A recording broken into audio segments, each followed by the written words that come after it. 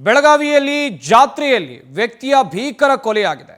ಬೈಲಹೊಂಗಲದ ಹಣ್ಣಿಕೇರಿ ಗ್ರಾಮದಲ್ಲಿ ವೈಷಮ್ಯಕ್ಕೆ ಹತ್ಯೆಯನ್ನು ಮಾಡಲಾಗಿದೆ ಎನ್ನುವ ಮಾಹಿತಿ ಇದೆ. ಜಾತ್ರೆಯಲ್ಲಿ ವ್ಯಕ್ತಿಯ ಭೀಕರ ಕೊಲೆಯಾಗಿದೆ. ಬೈಲಹೊಂಗಲದ ಹಣ್ಣಿಕೇರಿ ಗ್ರಾಮದಲ್ಲಿ ವೈಷಮ್ಯಕ್ಕೆ ಹತ್ಯೆಯನ್ನು ಮಾಡಲಾಗಿದೆ. ಸಂಗನಗೌಡ ಪಾಟೀಲ್ 50 ವರ್ಷ ಆಗಿತ್ತು ಇವರಿಗೆ ಭೀಕರ ಹತ್ಯೆ ಆಗಿರೋದು.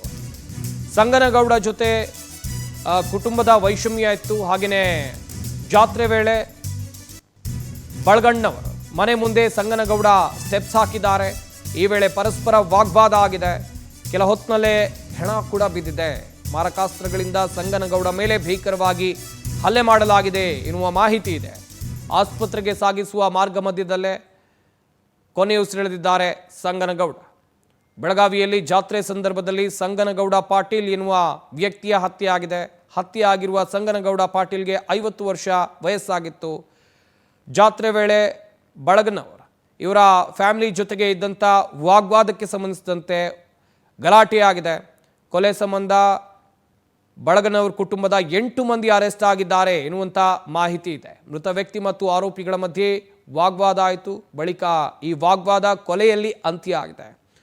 ಕೊಲೆ ಮಾಡೋಕ್ಕೆ ಸಜ್ಜು ಮಾಡಿಕೊಂಡೇ ಆರೋಪಿಗಳು ಕುಳಿತಿದ್ರು ಎನ್ನುವಂಥ ಮಾಹಿತಿ ಕೂಡ ಇದೆ. ಕುಡುಗೋಲು, ಕೊಡಲಿ, ಚೈನ್, ಬಡಿಗೆ, ರಾಡ್ನಿಂದ ಹಲ್ಲೆಯನ್ನು ಮಾಡಲಾಗಿದೆ. ಜಿಲ್ಲಾಸ್ಪತ್ರೆಗೆ ಕರ್ಕೊಂಡು ಹೋಗುವ ಮಾರ್ಗ ಮಧ್ಯದಲ್ಲೇ ಸಂಗನಗೌಡ ಪಾಟೀಲ್ ಕೊನೆಯುಸಿರೆಳೆದಿದ್ದಾರೆ. ಜಾತ್ರೆ ಸಂದರ್ಭದಲ್ಲಿ ನಡೆದಿರುವಂಥ ಭೀಕರ ಮರ್ಡರ್ ಇದು.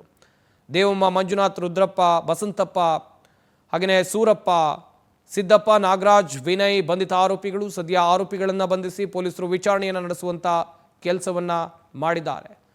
ಕುಣಿಬೇಡ, ಮುಂದೆ ಹೋಗುವಂಥ ಆರೋಪಿಗಳು ಹೇಳಿದ್ರು. ಮೃತ ವ್ಯಕ್ತಿ ಮತ್ತು ಆರೋಪಿಗಳ ಮಧ್ಯೆ ಇದೇ ವಿಚಾರಕ್ಕೆ ವಾಗ್ವಾದ ಆಗಿದೆ. ವಾಗ್ವಾದದ ಬಳಿಕ ಕೊಲೆ ಆಗಿದೆ. ಕೊಲೆ ಮಾಡೋಕ್ಕೆ ಇವರೆಲ್ಲರೂ ಕೂಡ ಪ್ಲಾನನ್ನು ಹಾಕ್ಕೊಂಡೇ ಬಂದಿದ್ರು. ಕುಡುಗೋಲು, ಮಚ್ಚು, ಚೈನು, ಬಡಿಗೆ, ರಾಡ್ ಎಲ್ಲವನ್ನೂ ಕೂಡ ತಗೊಂಡು ಬಂದಿದ್ರು.